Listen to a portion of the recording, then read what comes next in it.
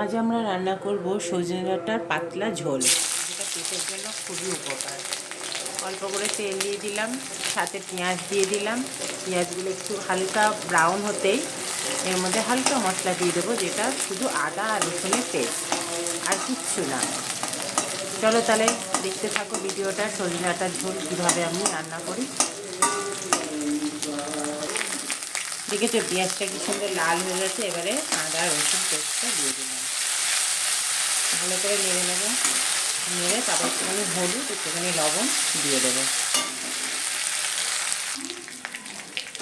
একটু লবণ দিয়ে দিলাম, একটু হলুদ দিয়ে দিলাম। লবণটা দেখানো হয়নি, সামান্যই দিয়েছিলাম, আর একটু দিয়ে দিই। সামান্য একটু লবণ দিয়ে দিলাম।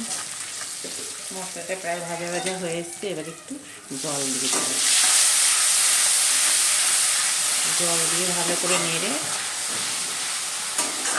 এরপরে সজনে ডাঁটাটা একটু পরে দেব, আলুটা আগে দেব, কারণ ডাঁটাটা আগে দিলে না ডাঁটাটা গলে যায়। তার আগে একটু টমেটো দিয়ে দেবো হালকা করে। দেখেছো জলটা প্রায় শুকিয়ে গিয়েছে, তেলটা ভালো ভেজে গেছে। এবারে টমেটোটা দিয়ে দেবো। টমেটোটা দিয়ে ভালো করে নেড়ে নেব। অল্প লবণ দিয়েছিলাম, চাইলে অল্প লবণও দেওয়া যায়। লবণ দিলে কী হয়, টমেটোটা ভালো করে গলে যায়। আমাদের সাইডে পুজো হচ্ছে, ওইদিকে পুজোর সেই শব্দগুলো আসছে, ভিডিওতে মনে হয় শোনা যাচ্ছে। সেই জন্য হয়তো তোমাদের শুনতে একটু অসুবিধাই হচ্ছে কথাগুলো। তাহলে একটু লবণ দিয়ে দিলাম। লবণ দিয়ে এবার নেড়ে টমেটোটা একটু গলা গলা হয়ে আসবে, তারপরে আলুটা দিয়ে দেবো। দেখতেই পাচ্ছ টমেটোটা খুব সুন্দর গলে এসছে। এবারে আলুটা দিয়ে দেবো। আলুটা দিয়ে ভালো করে নেড়ে ছেড়ে 2-4 মিনিট পর তখন ডাঁটাগুলো দিয়ে দেবো। তারপরে সাথে ভালো করে নেড়ে ঝোল দিয়ে দিতে হবে। এই যে ভালো করে নেড়ে দিই। লবণ তো আগেই দিয়ে দিয়েছিলাম। ভালো করে নাড়া দিয়ে একটু পরে 2 মিনিট পরে ডাঁটাটা দেবো। সজনে ডাঁটাটা এবারে দিয়ে দেবো।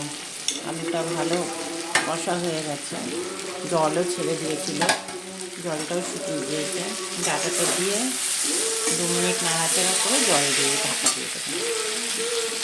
দেখতেই পাচ্ছ আমার আলু আর ডাঁটাটা কি সুন্দর রেডি হয়ে গেছে। এবারে ঝোলটা দিয়ে দিই, ব্যাস ঝোল দিয়ে দিলেই হয়ে গেল রান্না।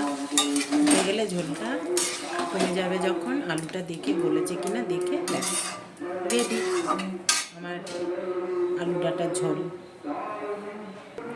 আর হ্যাঁ, তোমরা যদি চাও তাহলে এর মধ্যে একটু জিরে গুঁড়ো দিতে পারো। জিরে গুঁড়োটা দিয়ে দিই। আজকে আদা আর রসুনের কাঁচা লঙ্কা দিয়ে ঝোলটা তৈরি করেছি। এবার কাঁচা লঙ্কাটা আমি দিয়ে দেবো ঝোলের ওপরে।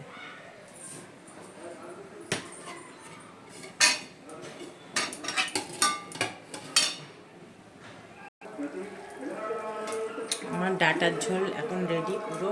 এবার আমি গামলায় ঢেলে নিচ্ছি। দেখো কি সুন্দর হয়েছে একটা ঝোলটা, দেখেছো দারুণ হয়েছে। দেখো পাতলা ঝোল। চলো তাহলে টাটা।